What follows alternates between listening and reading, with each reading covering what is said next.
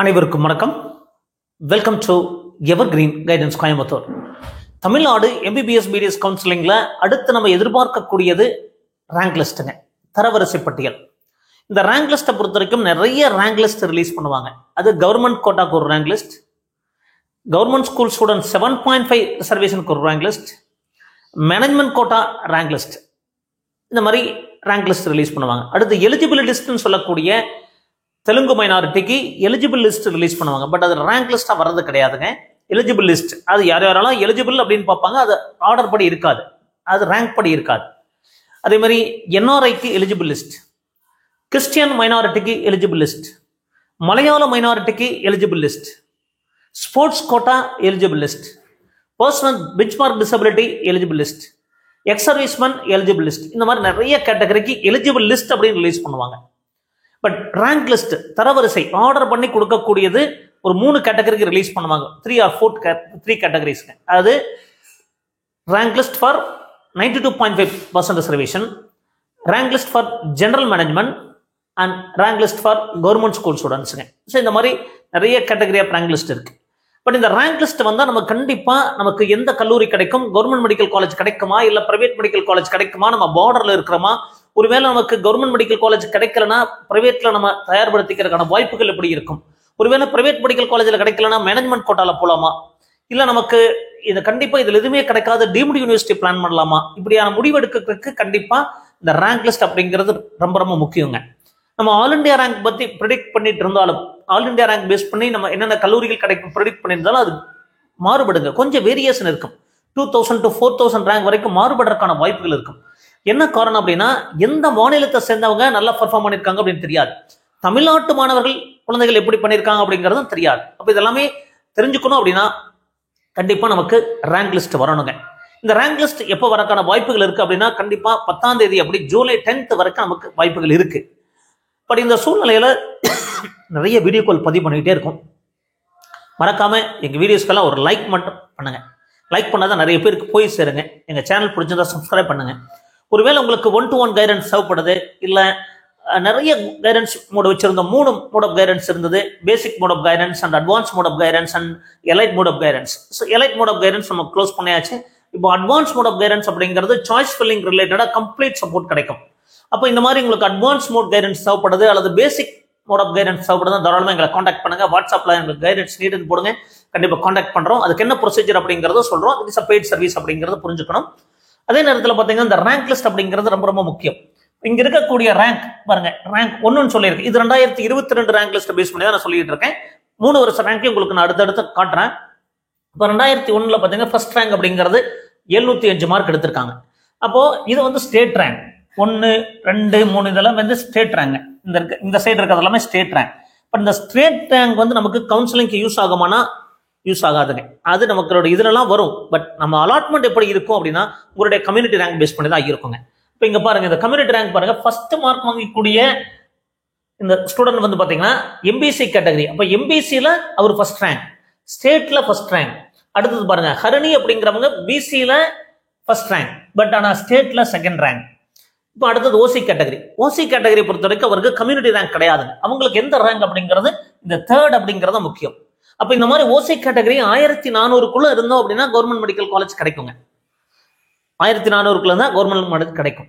அப்ப இந்த மாதிரி பாருங்க. அடுத்தது பிசி. இந்த பிசி இந்த 2-3 ஓசி கேட்டகரி, பிசியில 2வது ரேங்க், பட் அவர் ஸ்டேட்ல 5வது ரேங்க் அப்படிங்கிறது புரிஞ்சுக்கணும். அப்போ அடுத்து பாருங்க, பிசியில 3வது ரேங்க். Next MBC.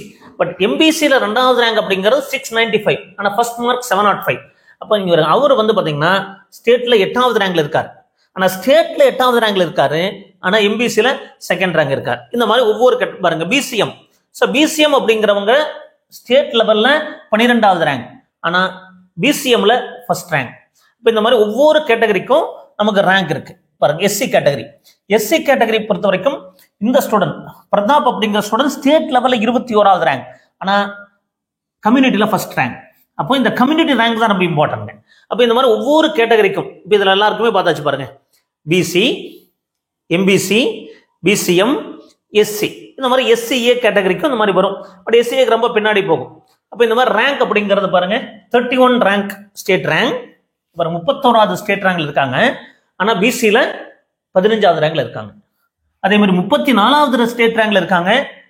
எம்பிசியில் 6வது ரேங்க்ல இருக்காங்க.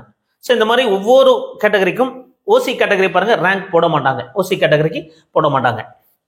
இப்போ இந்த மாதிரி ஒவ்வொரு கேட்டகரிக்கும் நம்ம ரேங்க் லிஸ்ட் வரும். இந்த ரேங்க் லிஸ்ட் எப்போ வரும் அப்படிங்கிறத நம்ம எதிர்பார்ப்பில் இருக்கிறோம். அப்போ இந்த ரேங்க் லிஸ்ட் வந்தால் மட்டும்தான் நமக்கு ஒரு தெளிவான ஒரு முடிவு கிடைக்குங்க. ஸோ இந்த மாதிரி ஒவ்வொரு கேட்டகரிக்கும் நமக்கு ரேங்க் லிஸ்ட் இருக்கும். ஸோ எம்பிசி 14th ரேங்க், ஆனால் ஸ்டேட்டில் 83. அப்போ இதனால தான் உங்களுக்கு எல்லாம் கட் ஆஃப் எல்லாம் குறையறதுக்கான காரணம். பிசி 50வது ரேங்க் பாருங்க 87, ஸ்டேட்டில் 87, ஆனால் பிசியில் 50வது ரேங்க். ஆனால் எம்பிசி பாருங்க ஸ்டேட்டில் 83, ஆனால் 14th ரேங்க். அப்போ இந்த சேஞ்சஸ் அதாவது நம்ம ஸ்டேட்ல ஒவ்வொரு கம்யூனிட்டியும் எப்படி பர்ஃபார்ம் பண்ணியிருக்காங்க, அந்த ஸ்டூடெண்ட்ஸ் எப்படி பர்ஃபார்ம் பண்றாங்க, அது ஓசி ஸ்டூடெண்ட்ஸ் எப்படி பர்ஃபார்ம் பண்றாங்க, பிசி ஸ்டூடெண்ட்ஸ் எப்படி பர்ஃபார்ம் பண்றாங்க, எம்பிசி ஸ்டூடெண்ட்ஸ் எப்படி பர்ஃபார்ம் பண்றாங்க, எஸ்சி கேட்டகரியில் எப்படி பர்ஃபார்ம், தமிழ்நாடு ஸ்டூடெண்ட்ஸ் எப்படி பர்ஃபார்ம் பண்ணிருக்காங்க பொறுத்து தான் உங்களுக்கு கவர்மெண்ட் மெடிக்கல் காலேஜ் கிடைக்குமா கிடைக்காதா அப்படிங்கறத முடிவு பண்ண முடியுங்க.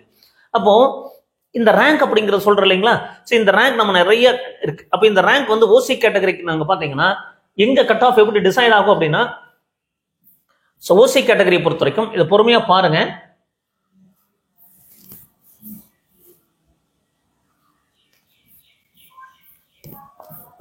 ஸோ இந்த மாதிரி தான் நீங்க ரேங்க் லிஸ்ட்ல வந்து நீங்க சேஃபா இருக்கீங்களா இல்லையா அப்படின்னு கண்டுபிடிக்க முடியுங்க.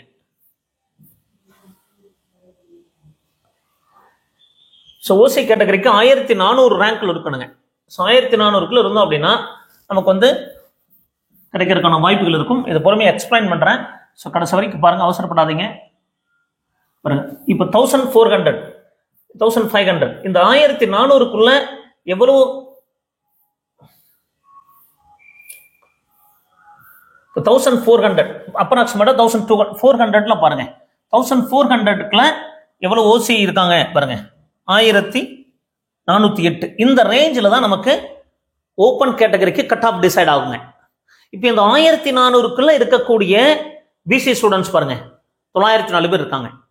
எம்பிசி ஸ்டூடெண்ட்ஸ் பாருங்க 270 பேர் இருக்காங்க.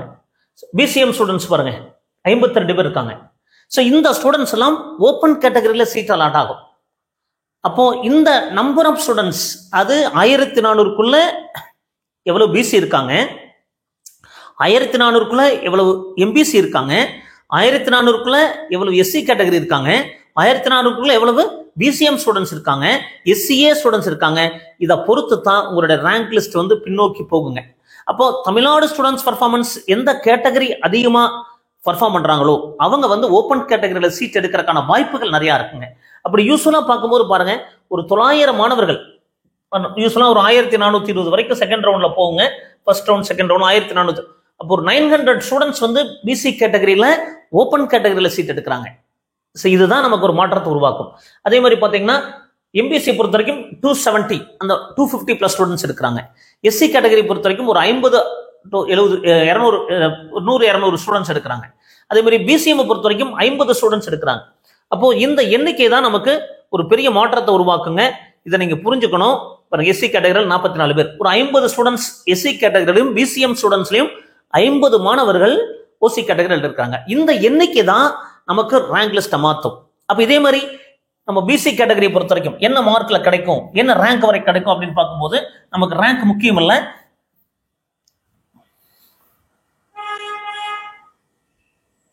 பாருங்க பிசி பாருங்க அந்த வருஷம் 528ல க்ளோஸ் ஆச்சு. 2020 ரேங்க். அப்ப 2020 அப்படிங்கிறது பாருங்க ஸ்டேட்ல ஒரு 3300. அப்ப இந்த state rank is not important for allotment செலெக்ஷனுக்கு. கவுன்சிலிங் ப்ராசஸ்ல பாருங்க பிசிக்கு 2020 அப்படிங்கிறது சேஃப். இந்த 2020 ஆனா 1000 இடங்கள் அலாட் ஆயிருக்குது. நமக்கு சீட் 1000 தான். ஆனா 2000 எப்படி வருதுன்னு பாத்தீங்கன்னா 900 சீட்ஸ் ஜெனரல் கேட்டகரியில் எடுக்கிறாங்க, ஓப்பன் கேட்டகரியில் எடுக்கிறாங்க.